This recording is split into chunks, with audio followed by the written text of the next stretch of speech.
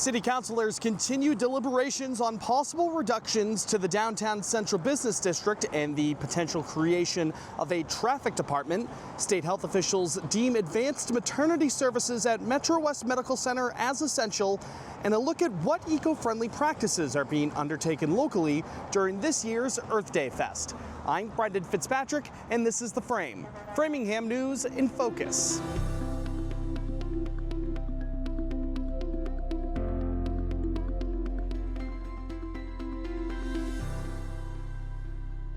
Hello and welcome to The Frame, an initiative of Access Framingham.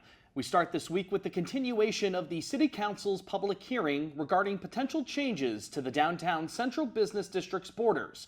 Earlier this year, state officials conditionally approved Mayor Charlie Sisitsky's plan to utilize the CB district as a way to comply with the MBTA Communities Act, the zoning law mandating that any municipality with T service has to offer at least one multifamily housing district by right.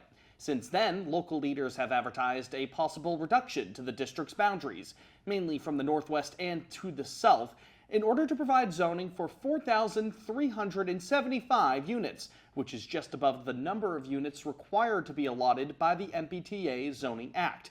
Should those reductions occur, buildings that are currently within the CB district that would fall outside of the borders would revert back to any previous zoning classification that they had.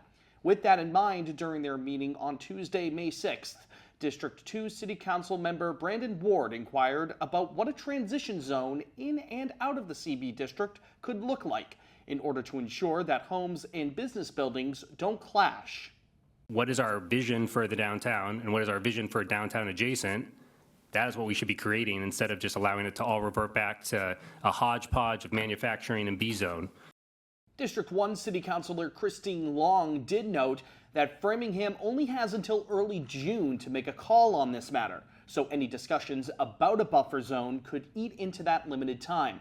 With that, she suggested that any buildings in question should go back to their previous zoning categories. To just revert them back to what they are and fitting into those neighborhoods makes sense, at least at this time for this exercise. We want to consider doing a transition zone after this. Once we complete this, that's a different story. The City Council's public hearing on the pitched CB district changes will resume on May 20th. The Planning Board, meanwhile, will be taking up the topic during their upcoming meeting on May 15th. Sticking with this week's City Council meeting, as the body began to consider the creation of a municipal traffic department. Last month, the Framingham Traffic Commission recommended the creation of the body, which would incorporate the Lighting and Signals Division. This traffic department would be a part of the Department of Public Works, with the goal of dealing with matters like maintenance and engineering within the city. The Framingham Police Department, meanwhile, would remain responsible for the enforcement of any traffic rules. The reception to this initial plan from local officials was mixed on Tuesday. At-large City Councilor George King believes this department should be an entirely independent one, apart from the DPW, with traffic enforcement regulations falling within their purview. Mayor Sisitsky, however, contended that the plan has the potential to improve traffic-related communications between the government and Framingham residents, adding that creating a totally independent body could increase both efforts and costs. I do not support this. I don't see what it gets us. I don't see anything different.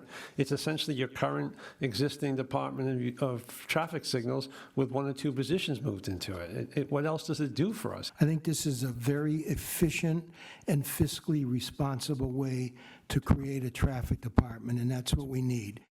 While they were appreciative of those efforts, most city councilors had critiques regarding the pitch as written. A public hearing regarding the creation of a traffic department is set for the City Council's meeting on June 3rd. The Massachusetts Department of Public Health has determined that the Level 2B nursery at Framingham Union Hospital is an essential resource for the community, as the company that owns and operates Metro West Medical Center is planning on reducing birth services at the hospital. Tenet Healthcare is primed to implement the reduction next month through the closure of the Special Care Ward, which provides care for families with premature infants and other instances of pregnancy complications. Framingham residents and officials unanimously spoke out against the proposal during a public hearing held at the Memorial Building back in April. Criticisms of tenants' plan include concerns about a potential gap in resources to those in the Metro West region, continued morale dips among hospital staff members, and a lack of care from the organization's leadership. Though CEO for Tenants Massachusetts Market Denton Park did describe the transition to focusing on more basic nursery care during that hearing as a quote-unquote blessing amid other nursery closures nationwide. State health officials determined that Framingham Union's Level 2B nursery is essential, meaning that tenant has to submit a plan to ensure that special nursery care resources will still be maintained for Metro West residents. However, the DPH's determination alone cannot prevent tenant from carrying out their reduction proposal. More details on all of the big stories we cover every week on the program can be found on our website, www.theframe.news. There you can find full local news articles, feature pieces we've completed across Framingham, and a calendar filled with events in your community. Tell your friends about the latest source for local information and subscribe to our email newsletter to ensure that you never miss out on Framingham News in Focus. This Saturday the 10th marks Shredfest 2025 here in the city. From 9 a.m. to 1 p.m. at the city's recycling drop-off center along Mount Waite Ave, residents are invited to bring personal documents and other old papers to properly dispose of them. Attendees of the event will be asked for a recycling permit. Otherwise, guests can donate either non-perishable food items or gently used clothing in order to take part. And finally this week, a preview of our Frame by Frame segment. This past Saturday marked the return of Framingham's Earth Day Festival. Residents, organizations, and businesses gathered at the Center Common to showcase initiatives aimed at combating the impacts of climate change. We spoke with local stakeholders to learn more about what they're doing to take action and how you at home can do the same. While they might feel that they can't do something individually, collectively, as a community, whether it's with their friend group or their church group or their schools, or just collectively as a Framingham, as a city of over 75,000, that there is change to be made.